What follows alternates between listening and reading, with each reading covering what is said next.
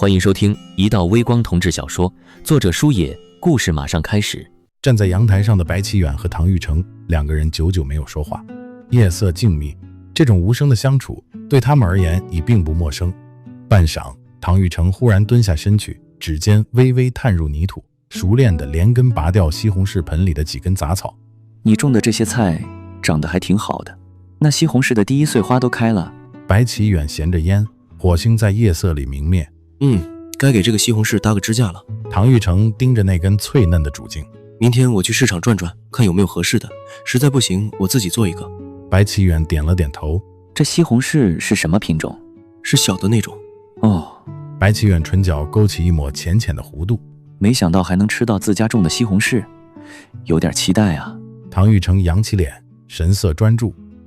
一定让你吃到，而且肯定比外面买的甜。行，那我就拭目以待了。白启远笑着将烟头在烟灰缸里碾灭。我困了，要去睡了，你也早点休息。好，那个今天谢了，电影很好看。客气什么，晚安。晚安。白启远睡下了，唐玉成也回到了自己的房间，屋里只开了台灯。芝麻酱正蜷缩在床上，眯着眼，半睡不睡的样子。他顺势躺在猫咪身边，指尖没入那段温热柔软的皮毛里，有一下没一下地抚弄了一会儿。然后他转身从床头柜上勾起自己的钥匙链，拎在半空看着。只见挂在上面的那只粉色的小猪在暖黄的灯光下滴溜滴溜地旋转，冲着他笑。唐玉成嘴角含笑，脑海里交叠回放着和白启远看电影的种种细节，爆米花被他嚼碎的声音，他被剧情逗乐时肩膀的微颤，那行在眼角无声滑落的泪，还有他听自己说话时靠过来的脑袋。如果说最初他只是对他单纯的喜欢，那么现在他的一切都让他着迷，无论是他身上的闪光点还是小瑕疵，都像无数只无形的手紧紧拽着他，让他心甘情愿地越陷越深。在那场电影里，白启远看的是银幕，而唐玉成实际看的是他。夏日长假的篇章先翻到了第1页，虽说是假期，但白启远和唐玉成两人的生活节奏却并未慢下来。前者每周去 Novice 2次，余下的时间他则以讲师身份频繁往返于各种校外 MBA 研修班，后者则正式开启了他的补课老师生涯。周一早晨8点40，方卓率先敲响了唐玉成家的门。等方卓进了门，唐玉成递过一双拖鞋，随口问道：我们家不难找吧？方卓有些不好意思地抓了抓头发。我这人方向感一向不太好，刚才明明就差几步路就到你们家了，结果硬是跑去了旁边小区深度游了一圈，后来好不容易找了回来，而且之前坐公交来的时候还多坐了一站。倒真符合你的风格。说的也是，哈哈。两个人正乐着，门铃再次突然地响起，应该是陈野到了。唐玉成开了门，门外的确是陈野，但那架势却有点出乎意料。只见他的身后黑压压跟了一堆人，手里还提着大大小小的袋子，把原本就不算宽敞的楼道挤得满满当当。希望你家的冰箱够大。这是陈野的第一句话。唐玉成一愣，不好意思，那我们就进来了。没等唐玉成反应，陈野领着一行人风风火火地涌入室内。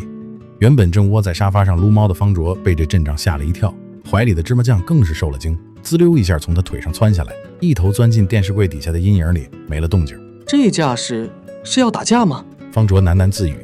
陈野突兀地停在客厅中央，身后的人也利索地急停，队伍最后的两个人还是猝不及防，尴尬地撞在了一起。唐玉成站在一旁，瞧着这略显滑稽的一幕，忍俊不禁。只见陈野环视了一圈，眉头微蹙。我预估你们家大不了，但也没想到这么小啊。说着，他视线扫向厨房，语气愈发嫌弃。这厨房更是惨不忍睹啊。紧接着，他像个指挥官似的，抬起手开始指点江山。你按昨天商量好的健康饮食计划，先把今天的食材挑出来处理好。还有你，把剩下的食材放到冰箱里去。冰箱空间有限，所以你们俩给我摆得仔细点，多动动脑子。最后，他挥了挥手。至于你们俩，这里没你们什么事了，放下东西去楼下等着。是，少爷。两人应声，利落地转身走了出去。站在一边看了半天有点无语的唐玉成他看了一眼厨房墙上的表，陈野方卓该补习了，跟我来。此时时间11点半。行了，先到这儿。唐玉成指了指面前卷子上的一堆红圈，这些错题带回去再多看看，之后我会不定期抽查，看你们有没有认真复习。方卓老老实实的点头，随即如获大赦的站起身，舒展身体，打了个长长的哈欠。T 恤下摆被带起，露出一截尽瘦细窄的腰。陈野起身走过他身边，脚步顿了顿，他的视线在那截露出的腰线上流连了一瞬，眼神晦暗不明。方卓察觉到这道粘稠的视线，条件反射般放下手臂，局促地眨了眨眼。还没等方卓反应过来，陈野已经收回目光，头也不回地径直出了房间。刚才那是我的错觉吗？方卓有些莫名其妙，暗自腹诽。算了，这位爷我是真惹不起，只能先忍了。你还好吧？唐玉成注意到了方卓的愣神，关切地问。没事，挺好的。方卓顺势打量起这间卧室。这就是你的房间？对。哦，你是跟你叔住在一起？是的，这是我叔家，我们是老乡。原来是这样。方卓若有所思地跟在他身后，两人一前一后来到了客厅。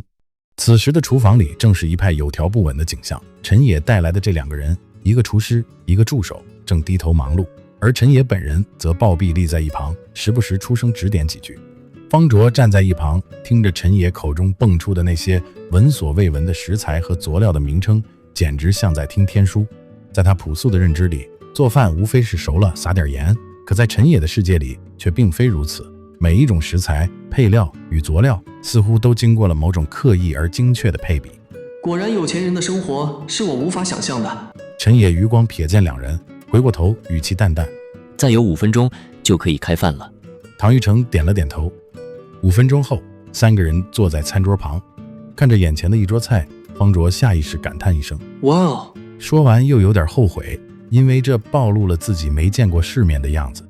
如果忽略这里是唐玉成家的话，他真的会产生一种正置身于顶级私厨餐厅的错觉。